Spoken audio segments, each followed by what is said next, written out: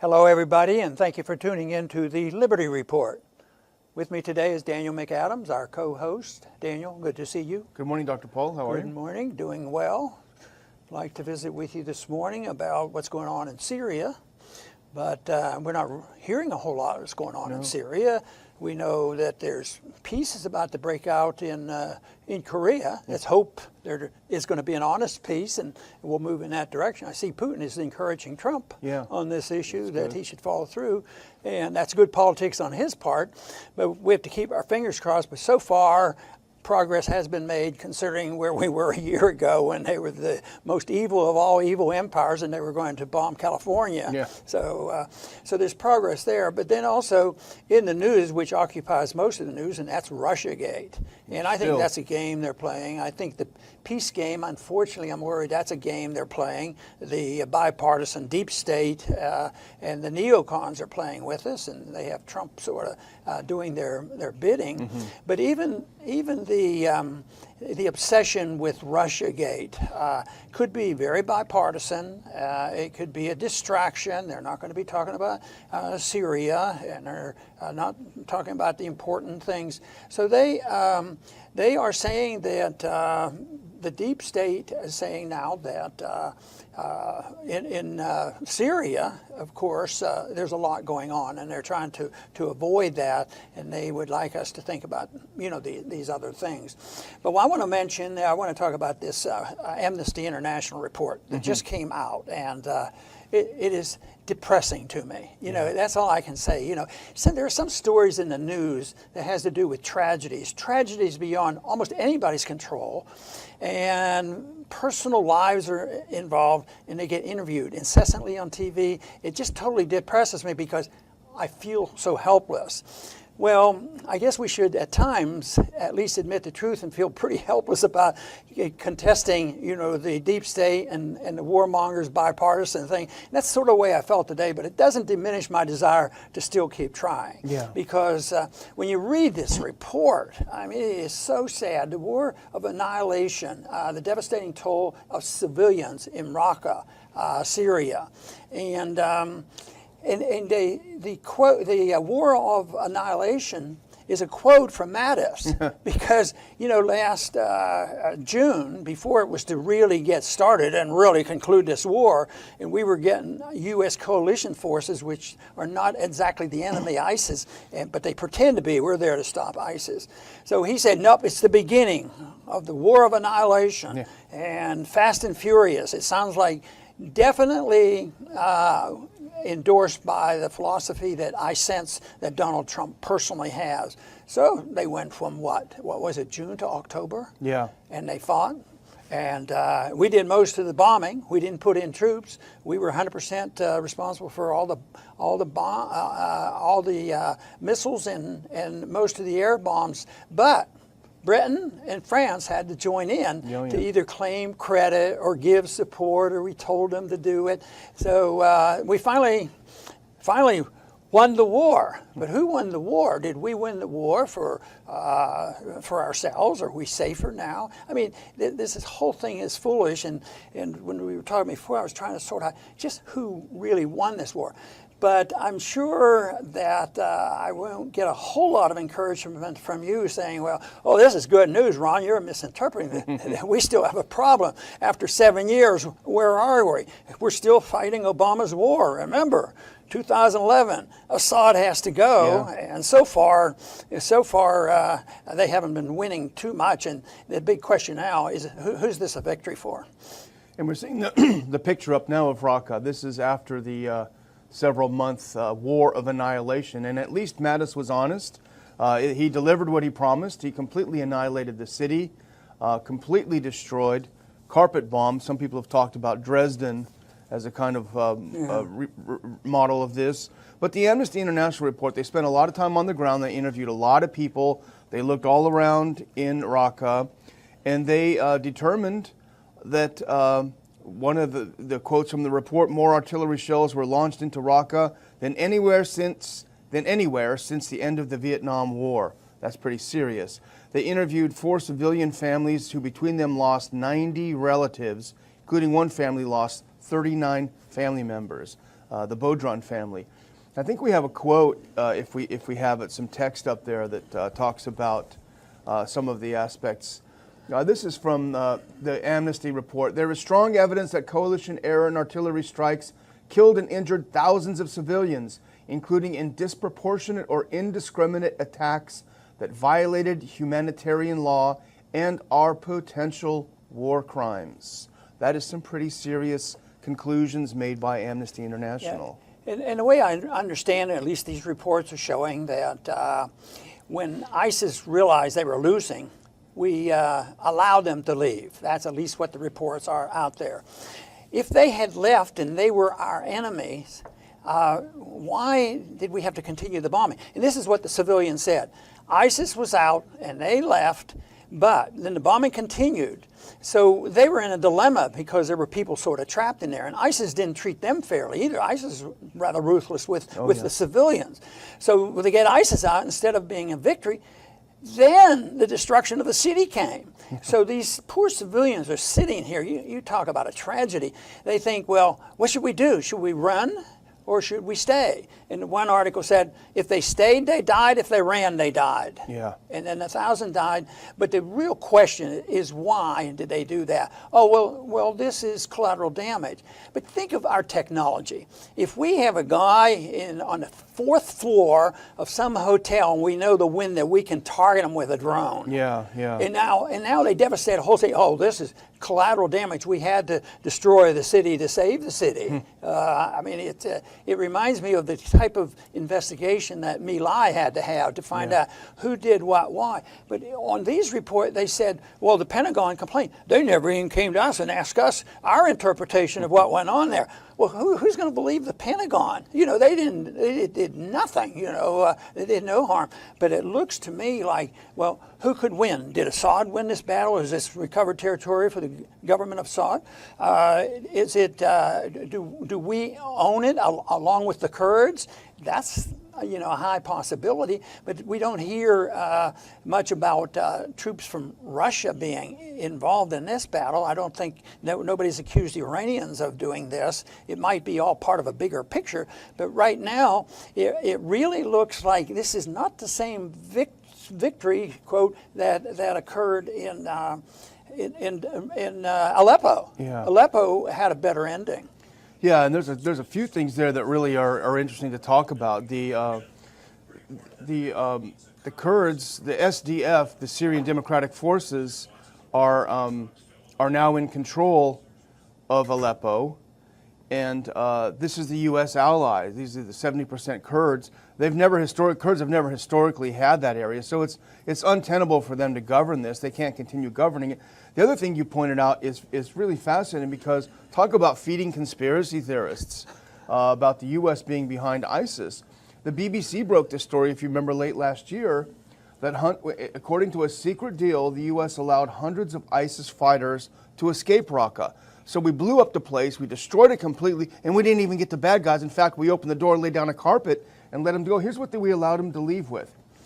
Hundreds of ISIS fighters, 3,500 family members, 50 rented trucks, insurance must have been high on those, 13 buses, 100 ISIS vehicles, and get this, 10 trucks loaded with weapons. We just said, okay, take off. And a lot of these guys went to the area and are now protected by the U.S., where the U.S. forces are up by the border with Iraq. Weapons I'm sure we paid for. Yeah, no doubt, no doubt. This is the whole thing. But you know, there was one statement in here by a British official. He said that we're more careful. Yes, we did participate and we did do some bombing, but we laid out detailed reports, what our plan was and what we did and what we hit and what the result. And we did not want to kill civilians. We made a real effort because we didn't want the terrorists ever to target us. Yeah. As if they do this, invade another country, bomb and help destroy the city. But oh yeah, we did it carefully. And therefore, you rebel people, don't come to London. We don't want you to come and threaten us with terrorism. And I think, how naive can they be? And how dumb do they think the people are to believe this stuff? So it's just going to add more conflict in all of Europe, I think. think. I look at the successes of the enemy, but sometimes the enemy's successes backfire and they end up hurting, just like the Iraq War. That didn't really help anybody except Iran. Well, at least it shows that the UK does believe in blowback and they're worried about Yeah, it. there you So go. that's one good sign. But you mentioned contrasting with Aleppo, and I think that's important because if you remember, in those months that the Syrian government, with some help from the Russians, liberated eastern Aleppo, that was all you saw on the headlines, dominated. U.S. warning them, don't you dare go in there. And they were fighting the same ISIS and Al-Qaeda that was in Raqqa. Don't you dare, you're killing, it's terrible, it's horrible, how dare you. We were close to really going in. If it wasn't for the Russians being there, you can bet we would have bombed it. But Raqqa now, after its, quote, liberation, is still a complete moonscape. And if you look, I think we have a picture of Aleppo. This is just from the end of May in Aleppo, where they've been busy rebuilding it. Here is a Christian church procession at the end of May, the month of Mary, in Aleppo as it's being recovered and restored. So it's not to say that it wasn't a horrible fight they had in Aleppo, but contrast the two, and you didn't see anything in the U.S. media about Raqqa. There was no critical. It was just nothing. This picture makes a good statement for an issue that I bring up frequently, because I talk about economic devastation and foreign policy and all the problems that we face when we go through a dollar crisis. And I argue also that it's difficult to go from an authoritarian state to a completely libertarian state, and there's going to be a lot of problems because you have to pay up the bills. I said, but if we had to give up all our wealth, and then we were able to retain our liberty and let us go back to work where we got to keep what we earned. People had to obey the law. They couldn't hurt and kill and steal from people, and had those rules. We would rebuild rather quickly. And that picture you had up there is a typical example. On the one day, we're destroying a city, and then the city that we finally free up to some degree, and people get their freedom back, they'll come and do it themselves. So that's why I always end with the conclusion that we need is liberty and a lot less authoritarian government, whether it's in economics or whether it's international finance or whether it's this foreign policy. We need to get out of the way. And of course, if you think about it, who's to blame for this? We alluded to this sort of fits Trumpism and his policy, but also I said that this is originated with the Obama policy, the bipartisan policy. So what should be the answer? Of course, my answer is all the same. What are we doing there? Our freedoms aren't being protected, but we send them out there to protect our Constitution and our liberties. No, we ought to just get out of there. But I don't think they're about ready to come home. It's a problem. I don't think so, and I think the U.S. issued a warning just a few days ago to Assad, don't you try to recover more of your land that we're occupying illegally, But the other couple of things is the U.S. claims that only 500 civilians were killed in Iraq and Syria in 2017, which is very, very improbable. Air Wars, which meticulously documents airstrikes and casualties, they estimate about 6,000 people, civilians killed by airstrikes. And you talk about Trump and the total annihilation or war of annihilation. According to a UN report, there has been a 67% increase in civilian deaths from airstrikes in the first half of 2017 versus the first half of 2016. So a massive increase in missiles fired under the Trump administration. So at least he was being honest. Again, it was a war of annihilation. And there are people who look at it in a slightly similar way as we look at it. The devastation, the bombing has stopped in Raqqa. Therefore, we were sort of responsible for this, so therefore we have to rebuild them. And some people were complaining, well, we haven't gone in there to help them very much. What are we going to do to rebuild it? And this is where I have a bit of a dilemma. I have great sympathy for them, but I like to still say, come home, let the people be free, protect their liberties, then they do what we just witnessed at Aleppo. They rebuild themselves. But this idea that we have the moral responsibility to rebuild, I mean, you and I didn't do the bombing and the killing. So do we have the moral responsibility to go and patch up the work of Dick Cheney and these other clowns? No, we don't have that moral responsibility. And the other reason why I think it's immoral to put the burden on somebody else, but it doesn't work. If you send over if that money had been sent over and given to the government officials, no matter which government it is, it tends to get into the hands of those people who are disgruntled, part of the government. It gets into bad hands. It perpetuates the war. That's why foreign aid is never effective. And you just mentioned the weapons that were being hauled out. Our weapons hauled out, and we're over there supposedly pursuing a war to kill ISIS. You know, makes no sense. Makes no sense. And you mentioned earlier about the Pentagon being upset about this amnesty report, saying, "Hey, you didn't ask us. You didn't ask us." Well, here's why what you said I think is the right way of not trusting them. Here's Colonel Thomas Veal. He's a U.S. military spokesman for the coalition in Syria. Here's what he said about the report. As far as how do we know how many civilians were killed, I'm just being honest. No one will ever know.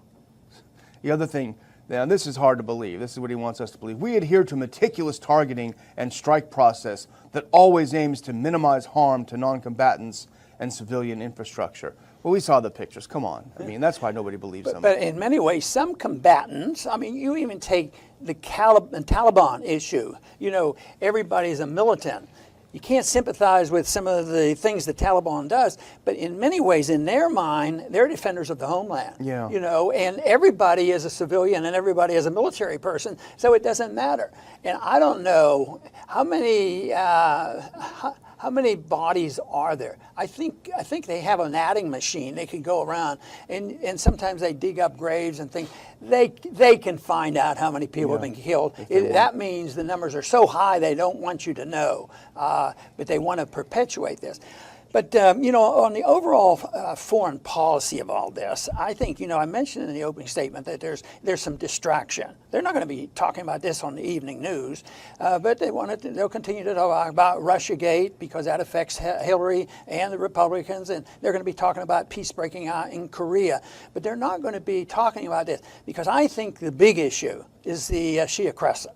And I think it has to do with Donald Trump, what he did the first week in office. He goes to Saudi Arabia, he goes to Israel. He fortifies the alliances there. They're talking about building and sending more troops and really supporting outwardly, even though we already do support Saudi war against Yemen. Yeah. So we have that, and we have the consistent policy of anti-Iran.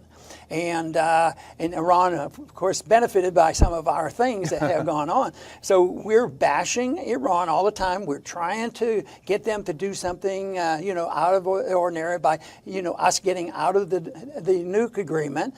And then we are persistent here. We are really, even though the degree of emphasis on Assad, we're still following Obama. There was a decision made back in 2011. This is good. This is part of the policy. This is part of us stopping Iran. This is the part of helping Saudi Arabia. And this is the reason that we have to do this. And I think that is a very big issue. Now, you make a point to me, which is correct, and maybe this will be, but they usually screw it up. Yeah. And they never have but it's too costly to wait for their failures to come about. What did it cost us to see that the Iraq-Iranian alliance, has been helpful in trying to settle that area? But no, we have to keep pursuing it. I think our policies backfire, and that is the reason why non-intervention should be so attractive. Just get out of there, leave, just march out and help people. If you want to really help them rebuild their country, explain to them why sound economic policies, sound financial policy, monetary policy, and non-interventionism is the best way to go, and encourage people to trade with each other. That is the way you'll get to rebuild that area and solve some of these problems. Yeah, absolutely. Well, I would close by saying, by kind of re-emphasizing what you said, what would have happened if the U.S. had just not gotten involved in liberating Raqqa? Well, we've seen that the Syrians are very, very capable of liberating their territory from ISIS and al-Qaeda control, and they did call in some allies, as we would have done if we were under siege in the U.S. They called in some allies, Russia and Iran, and said, we need some help, we're on the ropes. They came in, they got, they liberated Aleppo, they liberated Eastern Ghouta and plenty of other places. I think it probably would have been liberated, it would have been bloody, it would have been awful, but it wouldn't have been a moonscape. It wouldn't have been Dresden. So it just shows how the U.S. getting involved in these places does no good.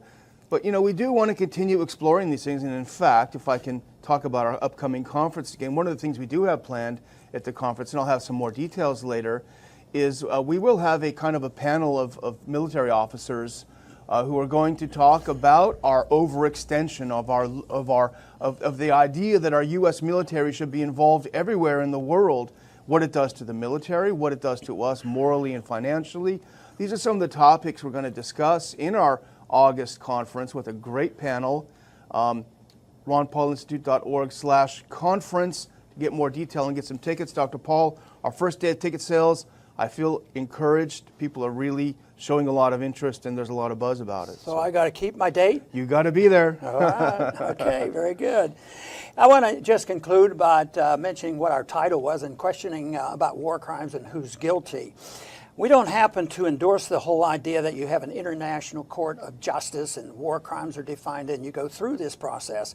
But I do believe information is important, and I think Amnesty International brings this out, and I think the questions asked at least go in that direction rather than have an international justification for war, such as NATO and United Nations. So we have to combat that the best we can. If you look toward trying to find justice, I think we have to use those courts, but I'd just as soon be out of them, to tell you the truth. But what we should be doing is looking for justice in this country. But we have a problem there. Well, how much are the people trusting now the Department of Justice? How many people now are questioning the FBI and the CIA? Rightfully so, they're questioning this. So it's pretty hard even to deal with that. But that's where our problems should be tried to be solved here at home, to have a Department of Justice and some way of sorting out the truth and finding out who is guilty. If we are committing war crimes, that's our responsibility as Americans to find out and sort it all out. Just as when they were doing the investigations on torture, the people who told us the truth about the illegal torture went to prison. At the same time, the people who did it never was punished. So we need more justice here and not pretending that we know how to pursue justice around the world. And the other thing, if we want to have a ruling institution here in this country, instead of looking toward the international bodies that take control, we should look at the Constitution and devise our Constitution there. But basically, we have to accept the principles of non-intervention, that we don't have a right to harm people and steal from people and lie to people. This is what we have to accept. No aggression against the individual. And along with that, we have to accept the responsibility of our promises. The contract is very important. Otherwise, it doesn't work. So it is a moral people that creates a moral government. So the burden is on all of us. The burden, of course, that we see with our channel here is to get the truth out the best we can find it and know about it. And I want to thank all of you for tuning into the Liberty Report, and come back soon.